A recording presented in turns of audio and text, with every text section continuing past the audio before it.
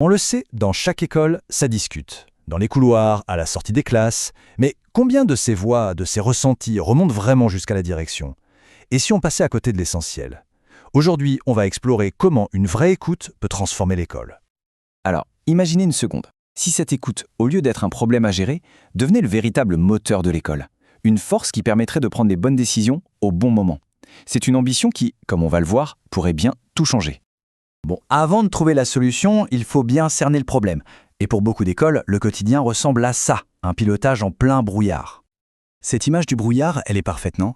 Parce que sans un système d'écoute fiable, on ne pilote pas vraiment, on ne fait que réagir. On réagit à des impressions, à des on-dit, bref, à ce qu'on pense être la situation et pas forcément à la réalité vécue par les élèves et les parents. Et là, le contraste est saisissant. D'un côté, le système informel, on connaît ça, les rumeurs, les bruits de couloir, et souvent, c'est la voix la plus forte qui domine. De l'autre côté, on a une approche structurée, où l'anonymat garantit la sécurité et où les données remplacent les anecdotes. C'est un changement complet de paradigme.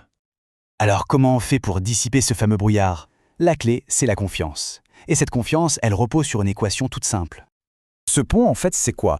C'est un espace de parole totalement sécurisé, un endroit où l'on peut enfin dire ce qu'on pense vraiment sans avoir peur d'être jugé ou reconnu. C'est la condition de base pour une communication authentique. La logique derrière est d'une simplicité redoutable. L'anonymat est total, il est garanti par des codes uniques, ce qui crée un vrai sentiment de sécurité. Cette sécurité, qu'est-ce qu'elle fait? Elle libère une parole honnête. Et cette parole honnête, eh bien, elle se transforme en données précieuses et directement exploitables pour la direction. C'est ça, le pacte de confiance fondamental. On ne peut pas exiger la vérité si on n'offre pas en retour une sécurité absolue. C'est cette promesse, et uniquement elle, qui donne toute sa valeur aux informations qu'on collecte. Sans elle, tout le système s'écroule. Bon d'accord, l'idée est belle, c'est super sur le papier. Mais en pratique, comment ça se passe? Voyons comment on passe de cette parole libérée à des actions vraiment concrètes.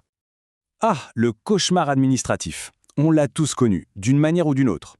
Cette montagne de formulaires papier, ou alors la boîte mail qui déborde de retour. C'est épuisant, c'est subjectif, et au final, on en tire rarement des infos claires. On passe plus de temps à trier qu'à comprendre. Et maintenant, regardez la différence. Fini les piles de papier. Place à un tableau de bord. Et là, en un clin d'œil, le problème saute aux yeux. Une alerte sur l'équilibre de vie. Les mots-clés qui ressortent, maths, devoir, week-end, et le contexte, limpide, fourni par un commentaire anonyme. En quelques minutes, un problème qui était invisible devient une évidence. Et c'est là le vrai changement. Le changement de posture. On arrête de juste réagir aux crises une fois qu'elles ont explosé. On anticipe. L'école peut enfin prendre le pouls de sa communauté quand elle le souhaite et agir avant que les problèmes ne s'enveniment. Et la mise en œuvre se doit d'être simple, vraiment simple. Imaginez, une rumeur circule sur le stress des examens. Au lieu d'attendre que ça monte, hop, on se connecte, on choisit un modèle de campagne tout prêt, on l'ajuste si besoin et on le lance. C'est une question de minutes pour passer d'une simple interrogation à une collecte de données. C'est une super question ça, parce que oui, avoir plein de données c'est génial, mais ça peut aussi noyer, on peut vite se sentir submergé. Alors, par où on commence? Eh bien, c'est là que la magie opère. L'outil ne vous balance pas des données brutes, il les transforme en un plan d'action. Grâce à l'IA, il arrive à identifier les forces sur lesquelles capitaliser et surtout les priorités à traiter. En clair, le prochain ordre du jour de la réunion de direction est déjà sur la table. Et le chiffre qui change absolument tout, c'est celui-là, 80%.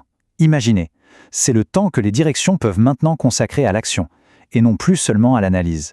C'est un renversement complet des priorités. Allez, pour conclure, prenons un peu de recul.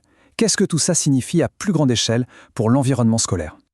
Voilà, la véritable révolution silencieuse. On passe d'un pilotage à l'instinct, basé sur des impressions, à un leadership qui est vraiment éclairé, guidé par la voix authentique de toute la communauté.